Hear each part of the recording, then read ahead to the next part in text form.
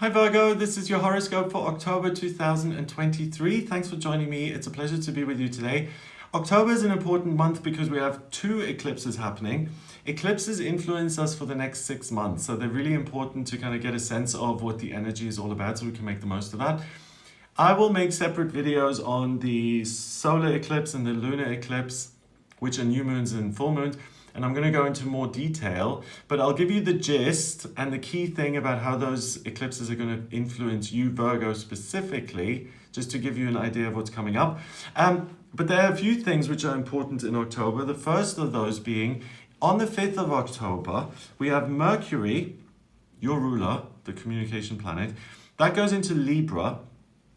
And it joins the Sun and the transiting midheaven, which is work. The Sun is the identity you're striving towards. Mars, ambition and drive. And the South Node, what you feel comfortable with, they're also in Libra. So a big focus is going to be on your working relationships, on how you can express yourself creatively, and how you can be more outward looking. Connect with people and places and things. So you're going to be pretty open here at the beginning of this month. On the 9th of October, Venus goes into your sign of Virgo, and it's in your first house next to Black Moon Lilith, also in Virgo. So I think this is kind of interesting because I think that you're going to start doubting your own ability to make sense of things, to get the answer that you want. And I also think that you may have a tendency to censor your own ideas and what you're expressing around the 9th of October. And I think you may feel a little bit more reluctant to speak your truth because it feels risky. There may be a sense of, ooh, I don't want to reveal too much of myself because I don't want other people taking advantage of that. The truth here is that I think relationship-wise, you're really in a good spot. You're able to connect with other people very well. But what I get is that there's potential for disagreement when it comes to your relationships with groups of people, or organizations, or institutions. So I don't think the beginning of the month here is the best time for bureaucracy, because there's potential conflict, and I think that conflict is what could lead to you then censoring yourself and saying, oh, I can't be open about everything because look at how this institution reacted to me being open. I think the key thing is your relationships, your personal relationships are good. I'm a big believer in when we're authentic and not harming anyone else, but when we're standing in our own true power, that's when we succeed. So the message I'm getting is don't let yourself be intimidated by institutions or groups of people who are telling you what to do, and do your own thing instead, and connect with people who kind of have similar views to you, I suppose, or aren't constantly contradicting you or trying to block you. On the 10th of October, we've got Pluto going direct. That's really interesting because Pluto is an outer planet, and it's the only outer planet now that's moving forward. All of the other ones are still in retrograde.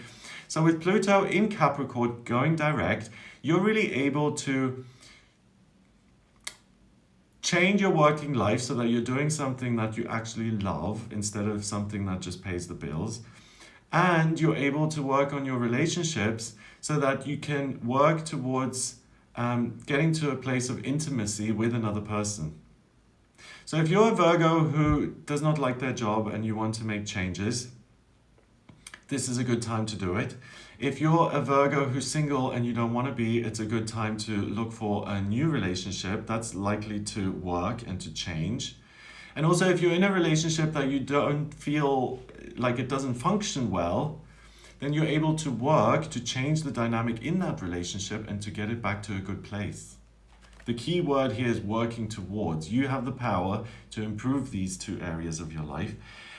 All the personal planets are direct. Mercury, your ruler, so communication isn't stifled or compromised. Venus is also direct, so creatively you're able to express yourself, even though I think that self-censorship comes in. And when it comes to drive, ambition, it's very much about how can I connect and how can I expand my own life and bring other people's experience into it. So you see, that makes it really nice for you to, like if you're single, to go on dates because you're interested and curious about other people anyway. It's not that great when you're on a date and the other person is just sitting there like why are you here if you're that bored? And second of all, it's not just about like romance and stuff, like, you know, even if you don't hit it off on a date, if you meet someone who's really interesting and you have a great conversation, that in itself is a blessing. So your relationships with other people, be open and willing to see what comes up. It's a good time for you to meet new people and to discover different kind of relationships and dynamics. On the 12th of October, we have Mars going into Scorpio, and that's in your at the bottom of your chart next to Ceres, also in Scorpio.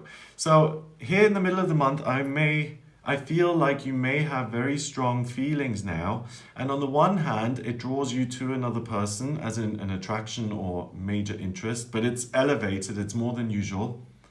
Or it could mean that you suddenly start to have all of these feelings and it becomes of paramount importance for you to express those feelings. So the opposite of the beginning of the month where you were shy and censoring yourself, now it's almost like you're rebelling and you're like, enough of this censorship, I'm going to speak my truth.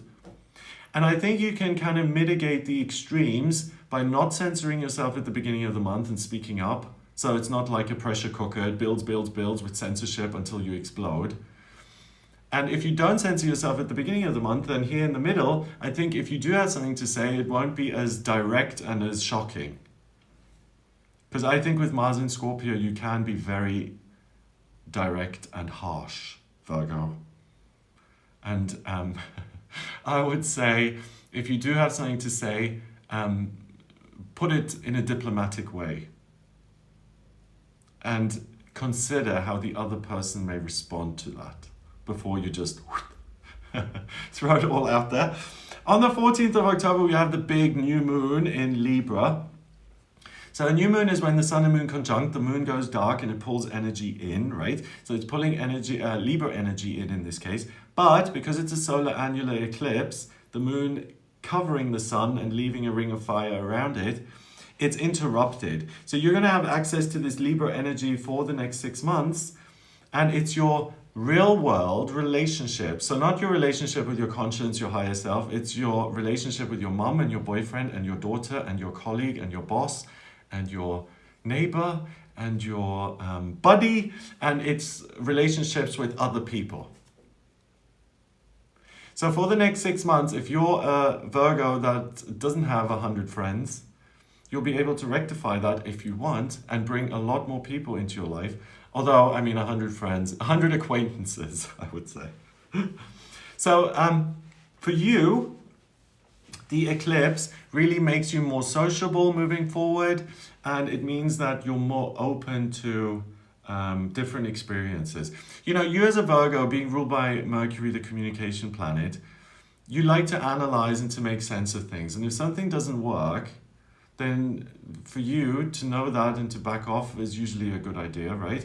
But that ability to spot what's not right, it can often kind of make your social network smaller because you're not going to hang around with, I don't know, people who aren't on the same page as you, like con men or people who are vicious or whatever doesn't suit you, right? And because you're the one able to identify that, it's likely that you have fewer friends. So the critical faculty doesn't go out the window, but I think you become a little bit more generous. And for instance, like in the past, if you, like, let's say someone is, his business is like selling pop-up ads on the internet, right?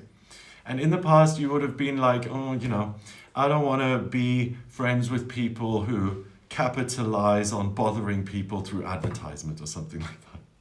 During the next 6 months, you may be more open to a person like that and say, well, do you know what? He spams people for a living. That may be his choice, but I can still have a connection. 1, it doesn't define me. And 2, I'm at no risk of being scammed myself here.